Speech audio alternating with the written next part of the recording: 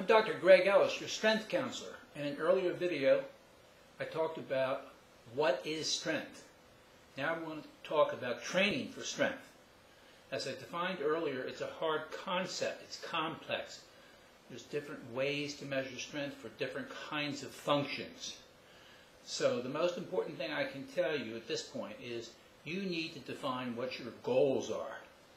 If one of your main goals is to lift as much weight as you can for one repetition or one maximal contraction, that's the type of training you have to perform. You don't want to perform multiple sets. This is like the 100-meter runners who in the off-season train for endurance. So they get the muscles in shape for running 50 miles a week, and that's doing nothing to train their sprinting muscles. This is called specificity of training. It's the most important concept, one of the most important concepts of training. Be specific in your training programs for your goals. If you don't have any particular goals, then you have to define something, whether it's a better looking body, a more toned body, a leaner body, and then you set your program up and your training goals for that. Getting stronger is pretty easy, to a point.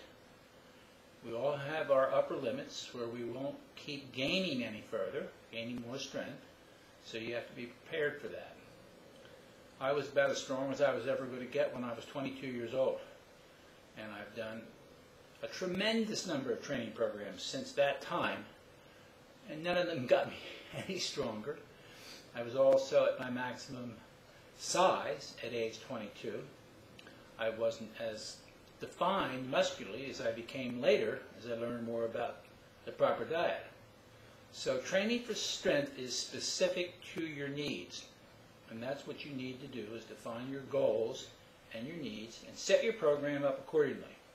I describe a lot of this in my new book, Maximum Muscle Growth, and I'm going to talk more about that book and the unique findings and the unique combinations that I've made to optimize your improvements for whatever your goals are.